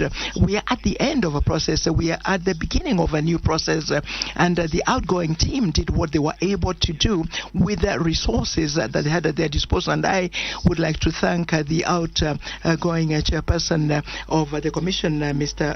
Faki, and his entire team. And were I to be elected chairperson of the commission, I would work, of course, with the chairperson, because it will be a lady chairperson. Now, these reforms have to be prioritized. There are reforms at the level of the financing of the African Union. There are reforms in terms of mobilization of strategic partnerships. There are, of course, issues that have to do with the effectiveness in the area of peace and security. So we have to prioritize the reforms. Yet, once again, 4 years is too short a period of time. It is therefore important to review objective by objective. Strategic objective is what I mean of the 10-year plan 2024-2032. And since it was my responsibility in COMESA, one can perhaps plan for strategic planning over perhaps 2-3 years, which strategic planning would make it possible for us to identify the urgent issues and to align the financing of these issues. The 10-year plan does not allow one to do this. And maybe were we to have a strategic plan, we could perhaps be more specific and address the matters that need to be addressed urgently in the way of reforms. And I also think, as I said a short while ago, that the organs of the African Union, beginning with the Conference of Heads of State and Government, but also the committee of the PRC, the Permanent Representatives Committee, with the Pan-African Parliament and the other organs, all the organs of the African Union, should agree on the speed they should work at, so that at the end of the day the reforms become visible, become tangible, and that the citizens of the continent can appreciate the effectiveness of a new of the new African Union led by a new team. Thank you. And now I yield the microphone to you, Excellency Raila Odinga. 4 minutes, sir. Well, we know where we are as African Union, and that's why the heads of state came up with that committee on reforms, which was headed by former president, current Rwanda President Kagame. The chairmanship has now been passed over to Honorable William Ruto, President of Kenya. I have had long discussions with President Kagame when he was chairing that committee, because I was working as a high representative of the AU on issues of infrastructure. And I know the kind of frustrations that you feel working that way. I know that 93% of the resolutions that are passed by the heads of state at the assembly are never implemented. Now, there's some of them are resolutions which were probably not necessary. Some of them are not implementable, but majority of them are just not implemented. Some have to do with the structure and management of the AU at the headquarters. I'm not trying to pass any judgment here because I know that Mr. Faki has worked very hard to try to make the organization move forward. The other one has been the issue of funding, which has been a major challenge, and look at other alternative sources of funding. When I was there as high rep on infrastructure development, we came up with a proposal to set up an infrastructure fund for Africa, and using the African resources, because many of African countries have got a lot of money in sovereign funds, from which the AU can actually borrow without having to pay so much high interest. And this will help AU actually to spearhead the process of constructing some of these infrastructures. I mentioned the Trans-African Railway Network, Lagos to Cairo, the high speed. Then you have got Beira in Mozambique to Lobito in Angola and Walvis Bay in Namibia. Then you have got the LAPSET, which will come from Lamu in Kenya, running through South Sudan, Central Africa to Karibi in Cameroon, to create a land bridge that opens the interior of Africa and gives these landlocked countries in the continent access to the sea. So some of these are possible, but we need to think out of the box and ensure that most of these reforms which are being proposed are implemented. We were talking about energy, which is a very major issue, and we have got the Grand Inga in the Congo, which can actually power the entire continent with power pools, southern power pool, eastern power pool, central, western, and northern power pool. That will help us to lower the cost of energy in the continent. That would be a revolutionary change in the continent. Then you've got the connectivity, fiber optic connectivity, open skies, opening up the skies for movement of people. And then visas, to do visas are a big issue.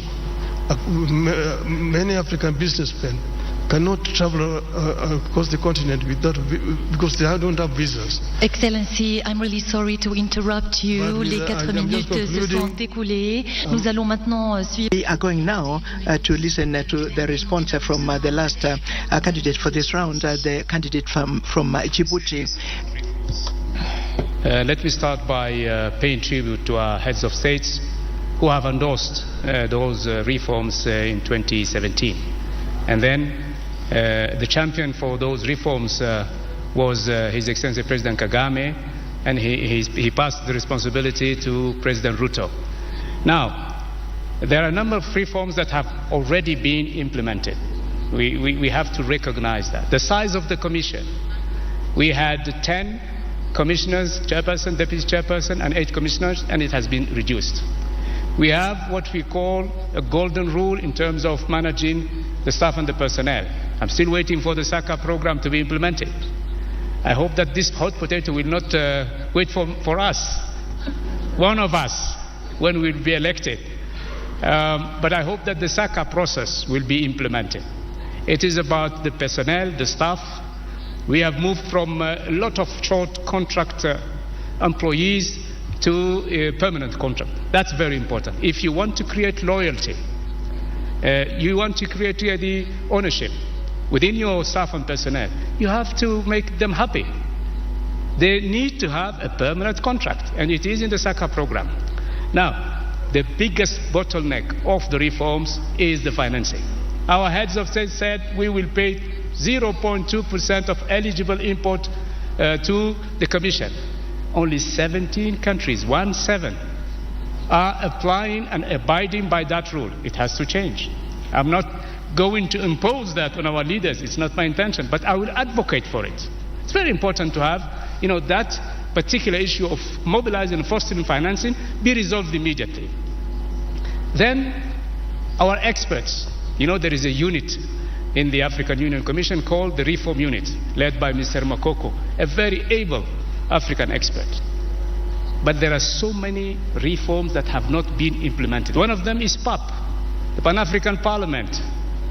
It's still a consultative organ. When is the Pan-African Parliament will become a legislative organ? They have passed in 2014 a protocol. Only 15 countries ratified that protocol. And this is one of the major reforms that we have to implement. Then we have on the judicial sector, the Court of Justice, the Commission of Human Rights. Sometimes they are fighting on issues. The Court of Justice do not open its doors to nationals, to African citizens, to NGOs. They are complaining. I am hearing complaints about the African citizens with regard to the Court of Justice. And then they are fighting who is doing what, the Commission of Human Rights.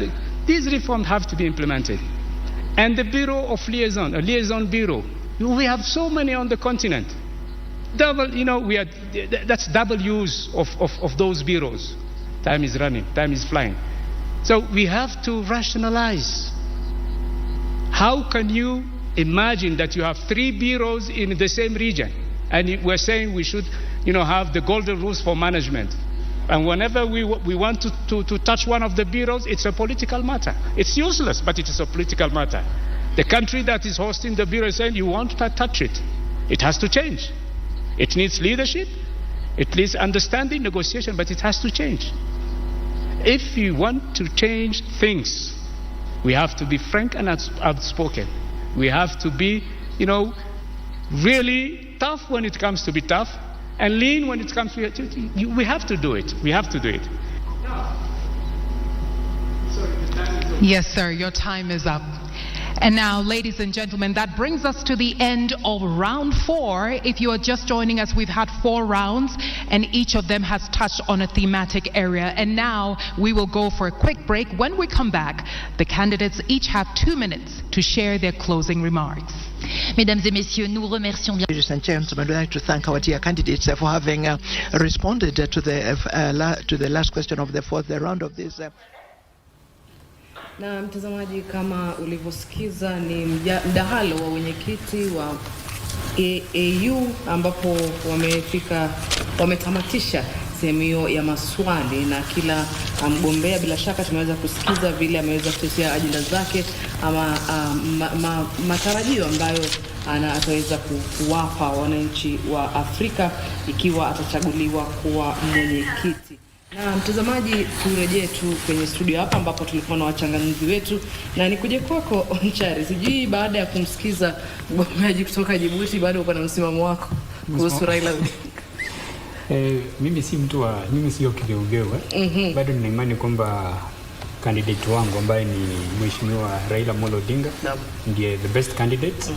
Na kulingana na hii presentation, hii debate, mjadala ule tulisema ni kwamba manufaa yake ni kusaidia Waafrika kuwajua candidates.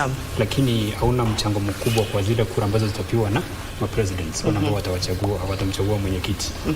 Kwa hivyo hii haina maana sana, lakini pia candidate wangu amejitokeza kama mtu ambaye anaelewa kile ambacho anatafuta.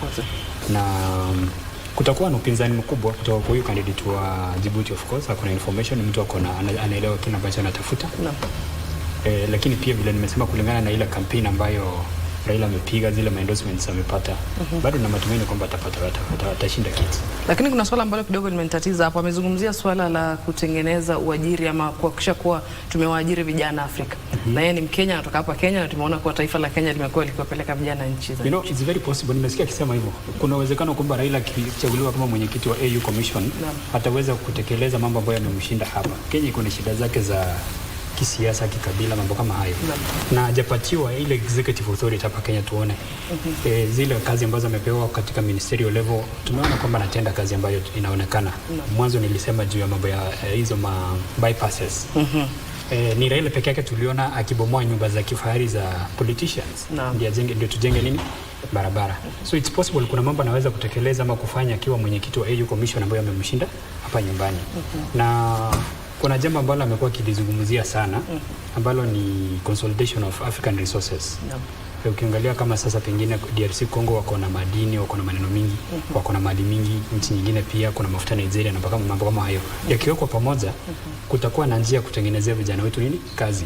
Amezungumzia ile hali ya vijana wetu kukufa kwa high seas wakienda kutafuta kazi ambazo ni duni in Europe. It's a very sad situation. Nimefurahia sana kwamba actually amention hiyo hapo.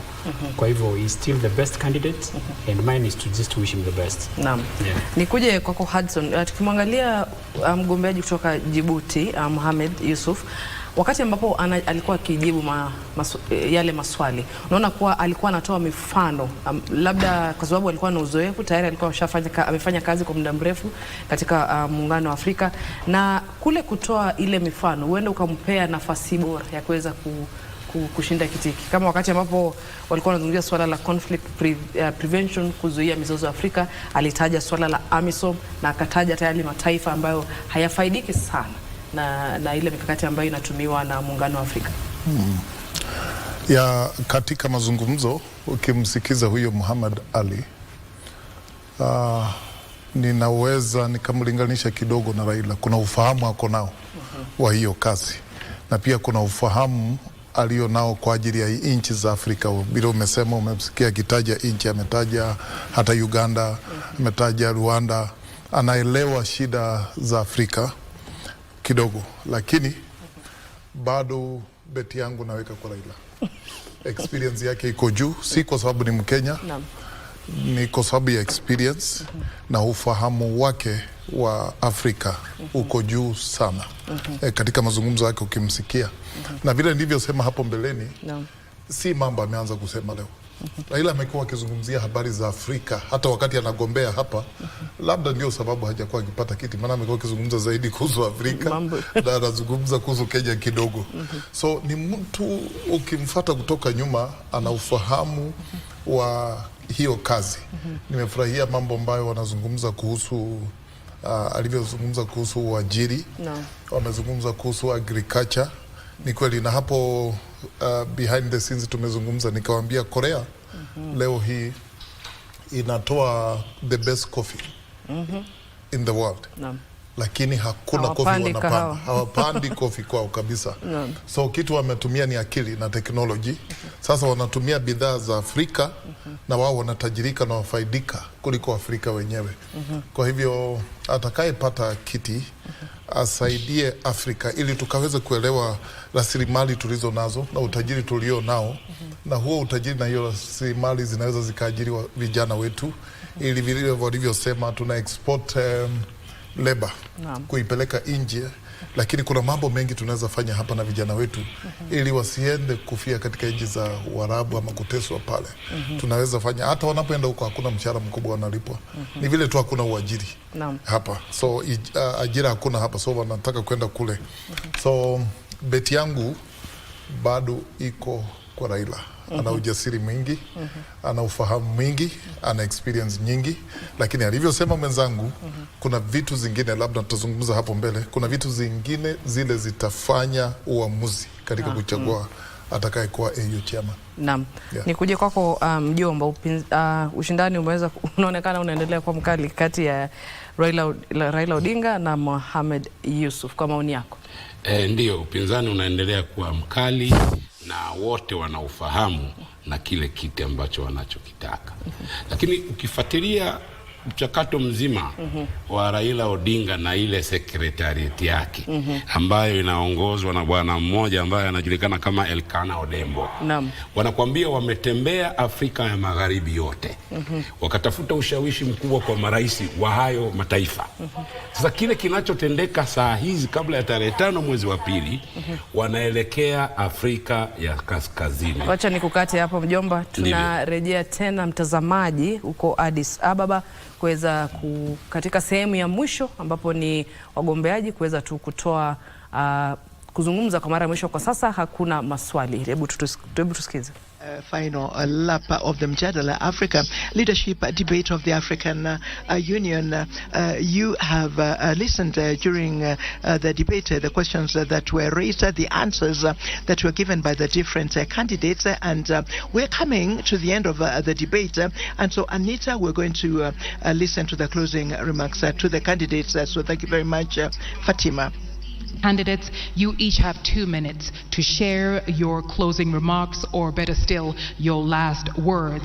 We will start this round with His Excellency Raila Odinga. Thank you. I am delighted to have had the opportunity to address our people of Africa. And as I've said, I am ready to work for Africa. There are reforms that will be necessary so that AU can work more effectively. One of these reforms will be financial reforms, so that we are able to bring in the African private sector into the funding. I mentioned also the issue of sovereign funds that we can use. We can create a fund that will enable AU to do all its money work. Then there's issue of 0.2% of the duty, which only 17 countries are remitting. I will work to ensure that all the countries can pay their dues to the Union. This is what happens in the European Union, and that's why European Union is able to even fund African Union. It's a shame. We can be able to fund this organization out of our own resources on the continent. And this is what I'm going to try to do. And I said that I am ready on day one when I'm appointed. I will not need any kind of induction. I'm ready to work for the continent. And I will offer my best. The days of Africa have come. The African lion will begin to roar and tell its Asian tiger counterpart and the European bear and the American jaguar that this is going to be Africa's millennium. 2000. Dear candidate, I'm really sorry to interrupt you once again, but these are the rules of the debate. Nous allons maintenant, mesdames et... We are going now, ladies and gentlemen, give 2 minutes to the candidate of Djibouti closing remarks.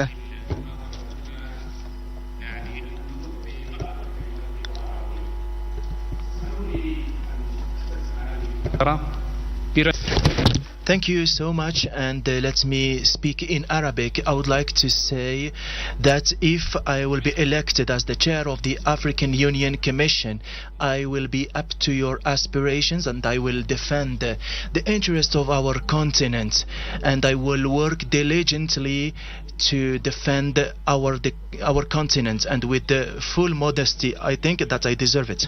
Je souhaite à nos pays, à nos peuples africains. So I wish for our African people, our countries, a very happy 2025.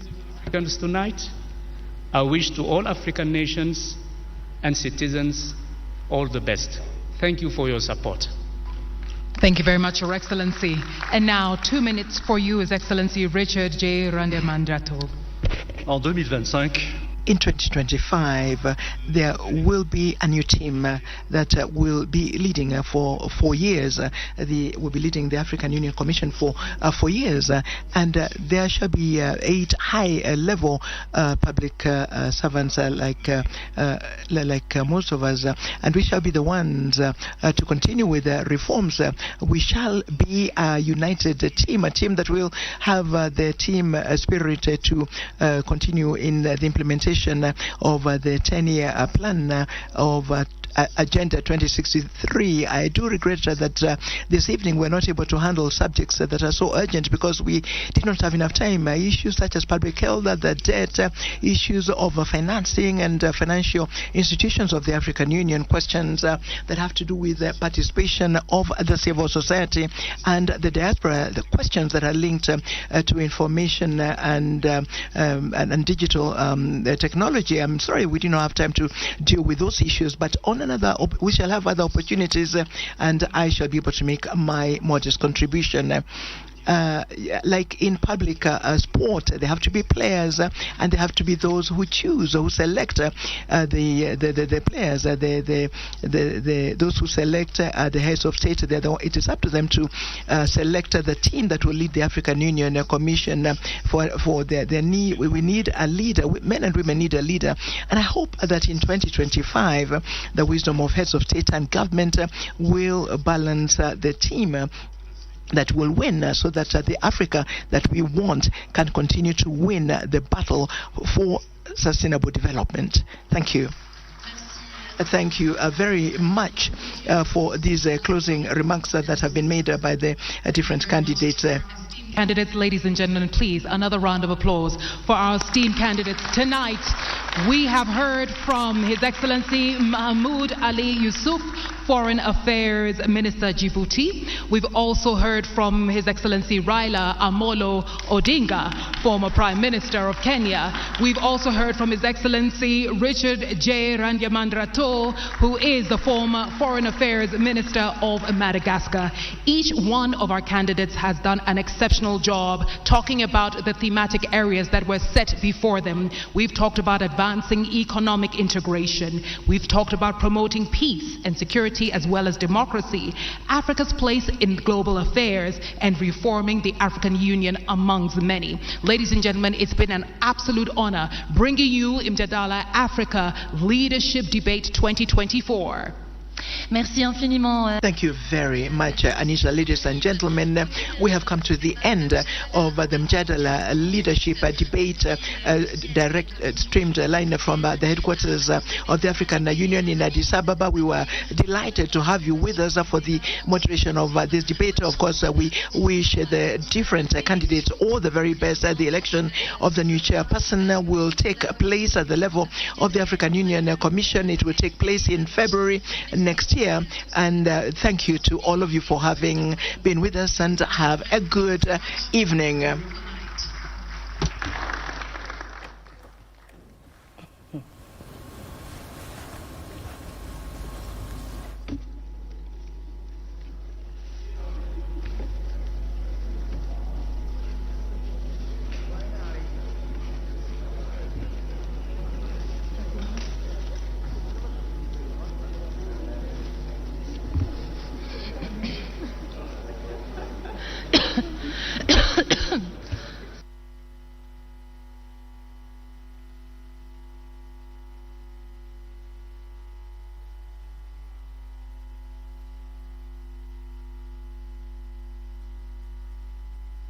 Bila shaka mtazamaji, ndio tamati ya mdahalo wa wenyekiti wa tume ya AU ambao ulichukua masaa mawili, kila mgombeaji akiweza kujitetea na kusema ajenda zake na vipi ikiwa ataweza kushinda nafasi hiyo ataweza kuisaidia bara Afrika katika kwenda mbele kimaendeleo, huku aliyekuwa waziri mkuu Raila Odinga akiweza kusisitizia swala la miundo msingi, na wenzake wa Djibouti na Madagascar wakiweza kuzungumzia swala la kuweza kuondoa umaskini na pia swala la kupunguza mzozo katika taifa la Afrika, na pia kuhakikisha kuwa kuna wawekezaji ambao wanakuja katika taifa hili ili kuwezesha kuwa pia kuhakikisha kuwa vijana wameweza kupata kazi, wasiwe wanapelekwa katika nchi za nje kuanza kufanya kazi ambazo labda mapato yao ni ya chini. Na mtazamaji, tukimalizia tu turejee hapa kwenye studio ambapo bado tuko na wachanganuzi wetu. Na mjomba, kabla tuende katika sehemu hiyo ambayo ilikuwa ya mwisho, ulikuwa unazungumzia swala la uwezekano wa Raila bado kuweza kuwa katika kipaumbele katika kushinda nafasi hii ya wenyekiti. Lakini sasa nataka tuzungumzie swala la upigaji kura, kama alivyosema Onchari hapo awali kuwa mjadala mara mingi haubadilishi msimamo ya watu. Na hivyo je, ukiangalia kuwa kuna Raila Odinga na kuna huyu wa Djibouti na kuna lile swala la kidini, Uislamu, uweza kuwa hiyo inaweza pia kumpa kipaumbele? Tukiangalia kwa mapana na marefu ile kampeni ya Raila Odinga, kumbuke kwamba nchi ambazo zinakwenda kupiga kura nadhani ni nchi 54 kama sikosei. Naam, utoe 6. Ndio utoe 6 zile ambazo ziko na yale mambo mengine tofauti. So ni 49. Kwa hiyo ni 49 48 pale. Sasa katika nchi hizo yeye atapigania labda nchi 25 ambazo zitakuwa zinamuunga mkono. Akipata nchi 25, kwa hiyo atakuwa amefikisha kile kitu kinaitwa kitembo ama threshold ya kile kinachohitajika. Lakini utakapoangalia katika huu msimamo, hizi nchi, kuna zile nchi ambazo zinajulikana kama Anglophone countries na Francophone countries, alafu kuna hizi za Kiarabu. Kwa hiyo unapokwenda kwenye mtazamo huo, hizi nchi mbili Anglophone na nani zinaingiliana. Kwa sababu unapokwenda magharibi kule kuna wale wanaozungumza Kifaransa na vile vile kuna wanaozungumza Kiingereza. Lakini unapokwenda katika upande wa kaskazini sasa ya bara la Afrika, ndio unakuta kuna ule Uarabu, kuna Morocco, kuna Tunisia, kuna Libya, kuna hiyo Madagascar kidogo, kuna kama 6-5 hivi. Kwa hiyo utakuta msimamo wa ndugu yetu huyu kama atategemea hilo la kidini, sioni kama anaweza kumwangusha Raila. Kwa sababu katika msimamo, samahani kwa kutumia mfano huo, kuna Waislamu wenye msimamo mkali na wale wenye msimamo hafifu. Kwa hiyo sio wote watakwenda katika mtizamo ambao hao wanautaka. Kwa hiyo ili aweze kupata nambari kubwa, lazima ashikilishe hawa wengine. Kwa sababu kuna Afrika Kusini, kuna Afrika Mashariki, kuna ile Afrika Magharibi, halafu na hiyo Afrika ya Kaskazini. Kwa hiyo bado ukiangalia hata vile vigezo vya Raila, amezungumzia sana amani. Na ndio wakakwambia kuinyamazisha mitutu ya bunduki Afrika. Risasi hazitakuwa zinalia ovyo ovyo. Na akakwambia hiyo ni vision ya 2035. Kwa hiyo moja kwa moja ukiangalia hawa wawili, Raila anasimama mahali pakubwa sana kwenye kuwa kiti hiki. Mtazamo wangu. Nikuja kwako Hudson Ndela kuhusiana na swala la ikiwa kura zitapigwa ikizingatiwa misingi ya kidini.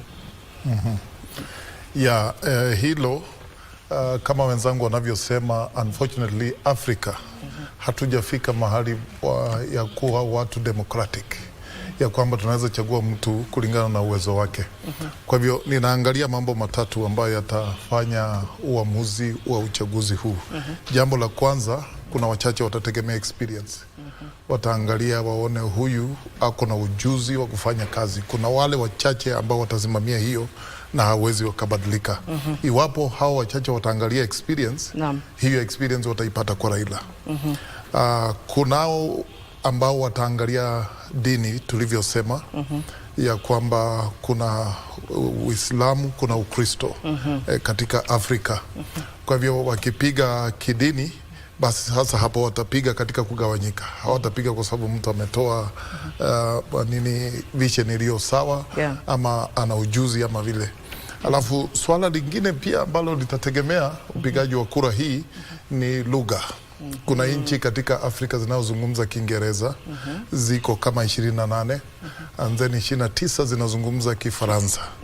Sasa hilo pia litachangia sana katika uchaguzi huu.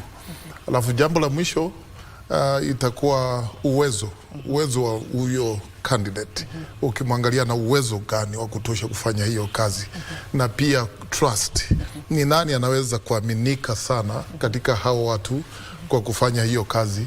And then nikiangalia hivyo, bado sijaondoka kwa Raila. Ninaona hizo vitu zote ako nazo. Na nikuja kwako Chari, kwa sababu wewe ndio ulikuwa umetaja ile swala la watu kupiga kura kwa misingi ya kidini. Asante sana.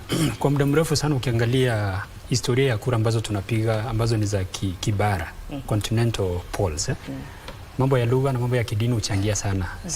Si hasa mambo ya uwezo wa muaniaji. Kwa hivyo natarajia kwamba kutakuwa na jambo la ama issue ya kanisa sana, mambo ya kidini, na pia kutakuwa na mambo ya lugha, mambo ya Anglophone and then of course Francophone countries. Lakini ukiangalia mambo ya kidini, kuna hizo nchi tunaita Organization of Islamic Cooperation.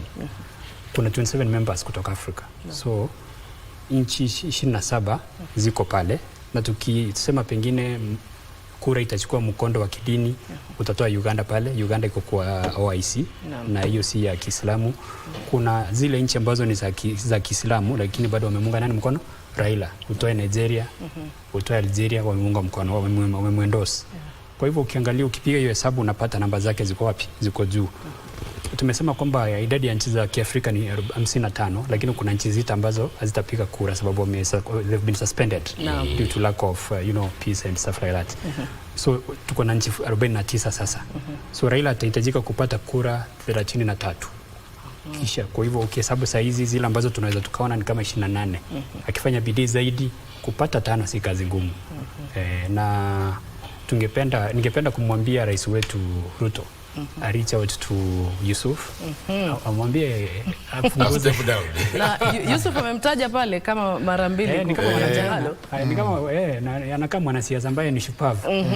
Kwa hivyo aliweka siasa pale wakati ambapo anajitetea. Mwenzangu amesema kwamba anaweza ka confuse watu kwamba Ruto anamuunga mkono. Kwa sababu amemtaja kweli. Lakini la mwisho ni kumtakia kila laheri candidate wetu. He's a Kenyan. At the end of the day we have to be patriots. Tunasema vile Marekani wanasema politics stops at the water's edge. Mkivuka mpaka wa maji mnaungana wa Kenya wote. Huku ndani tunaweza tukavurugana kabisa. Kwa hivyo tunamtakia mema. Na tukielekea kumaliza ni kuja kwako tena mjomba, kuna swala la mataifa ya magharibi. Kwa mara nyingine tunajua kuwa huwa wanaingilia sana na kuweza kutoa maoni yao na kuweza hata wakati mwingine kushawishi jinsi mambo yatakavyofanywa katika bara Afrika. Katika uchaguzi huu ambao tunatarajia wa kuchagua mwenyekiti, huenda mataifa haya yakachangia kivipi? Ukiangalia katika mtazamo, kwa kweli hilo pia ni muhimu sana vile umelitaja. Na ukiangalia msimamo wa Raila, amekwambia kwamba Afrika tuko takribani watu bilioni 1.4 ukilinganisha na China. Na kule China idadi ni kama hiyo. China peke yake. Kwa hiyo pia matakwa yao ama hamu yao na shauku yao ya kuvamia Afrika kidogo pia wataangalia yule watakaye kwenda naye. Marekani ukumbuke kwamba Trump anakwenda kukalia mwezi wa Januari. Pia yeye kuna maslahi ambayo yuko nayo ndani ya nchi ya Kenya. Sasa huu mtizamo ambao Raila ameuchukua utaambatana na matakwa ya Trump ama utaambatana na matakwa ya yule rais ama waziri mkuu wa China. Na ukumbuke kuna nchi nyingine, Uingereza, kuna Urusi, kuna hizi nchi za Scandinavian countries kama Denmark, Norway, vitu kama hivyo, na Ufaransa. Na kuna Mfaransa. Kwa hiyo pia hizi dakika za mwisho ama hii hatua ya mwisho itabidi apate ushauri mkubwa kutoka kwa hii secretariat yake ambayo inaongozwa na balozi ambaye alikuwa balozi wa Marekani, Bwana Elkana Odembo. Hapo atakuwa amempatia taa kwamba hapa punguza msimamo wako mkali katika mtazamo huu. Kwa sababu kama utakuwa unataka kumtengeneza African Tiger, ukumbuke pia kuna tiger ambaye yuko China. Kwa hiyo jitayarishe kupambana na hao mataiga wa nchi za magharibi. Nikuja kwako Hudson, maoni yako kuhusiana na mataifa ya magharibi kuweza kujiingiza katika masuala ya Afrika, na pia tunawategemea kwa kiwango fulani. Yatachangia sana. Iwapo mataifa ya magharibi yataangalia kati ya hawa candidates, kuna uwezekano wengi hawatampendelea Raila. Kwa mfano ametoa msimamo mkali kuhusu council, ile security council. Amesema anataka nafasi. Anataka lazima Afrika ipate nafasi pale ya kutosha. Hilo ni jambo wameresist kutoka mwanzo. So hilo wanaweza wakampiga nalo. Anazungumzia habari ya kwamba biashara yetu iwe loko katika Afrika, tuweze kujenga uchumi wetu. Hawa wapendwa wanataka tuwe maskini milele na tuwategemee milele. So wakitazama mambo kama hayo, ana msimamo ambao kidogo magharibi hawezi wakapenda, lakini mzuri zaidi kwa ajili ya Afrika, kujenga Afrika yetu. So ninaona hii miezi imebaki, lazima angalie vile atafanya kampeni yake na vile atakavyojieleza na vile atakavyovutia, lakini anasimama nafasi nzuri sana ya kupata hiyo kiti. Yes. Na pia swali hilo kwako Onchari kuhusiana na kuingilia kwa mataifa ya magharibi katika masuala ya Afrika. Haswa katika uchaguzi huu wa wenyekiti wa AU. Nchi peke yake ambayo pengine itapinga wenyekiti wa Raila ni Ufaransa. Sababu wamepata shida nyingi sana mahali walikuwa wamekita mizizi in West Africa. Kwa hivyo ni kama wataegemea upande wa mtu ambaye akona msingi wa Kifaransa, mambo kama haya ambayo atawasaidia kufanya kupenya pale, pengine kurudi mambo kama haya, sababu walikuwa wanategemea West Africa kwa mambo mengi, madini, mafuta. Hao pengine ndio wanaweza wakapinga Raila, lakini uzuri ni kwamba Ufaransa haina nguvu tena vile ilikuwa kitambo. Urusi sana watamwegemea Raila. Marekani sana sana watamwegemea Raila, sababu Marekani inategemea Kenya sana kwa mambo mengi, mambo ya security na mambo kama hayo, na wakimuangusha Raila ama wakiweka pressure aanguke, ni kwamba sio marafiki wa kweli. Kwa hivyo kama Ruto ameambiwa kwamba candidate wetu ndio huyu, nina hakika watamunga mkono. Na unajua msimamo wa Marekani unakuwa msimamo wa Britain, Germany, Belgium, most of West Europe. What the US says ndio wanafuata. Kwa hivyo hata mataifa ya kigeni yakiingilia, Raila atakuwa na advantage. Hiyo maneno kama ya Security Council seats, mambo kama hiyo ni siasa, tunasema ni siasa duni. Atasema hapa na wanajua atasema tu, lakini akienda kujaribu kuitisha hata haitapatikana. Kwa hivyo hiyo hawatatumia hiyo kama sababu ya kumzuia. Jambo la trade. Ukiangalia, ukimsikiliza President wa EU alisema kwamba the moment Africa inaanza kufanya trade peke yake, intra-trade ya continent, itanufaisha other continents, sababu nao kutakuwa na ule urahisi wa kufanya nini, hata kufanya biashara. Kama ni transport raw materials, mambo kama hayo, inakuwa rahisi. Alafu kuna jambo la investors. The moment Africa comes together, alafu kunakuwa na intra-trade ambayo imeinuka, infrastructure itafanya nini, itaimarika. So investors from Europe and all those places, the US, China, will be able to come in and do what? Watakuja wa invest. So hawajapinga mambo ya trade kama chanzo cha kuzuia ama kuegemea upande fulani kwa uchaguzi. Asante. Na mtazamaji, naona muda umeweza kutupa kisogo. Shukran sana kwa kutazama KBC Channel 1. Shukran sana kwa kutazama mahojiano yetu, ambapo hii leo tulikuwa naye Onchario Yero na Okelo Mjomba na Hudson Deda, ambao waliweza kutuchanganulia kwa kina na kuhusiana na mdahalo huu ambao ulikuwa unafanyika nchini Ethiopia, mji wa Addis Ababa. Shukran kwa kutazama, na muda usiokuwa mrefu utaweza kupata taarifa zetu za mwendo wa saa 3. Naitwa Nancy Onyancha, na kutakia utazamaji mwema.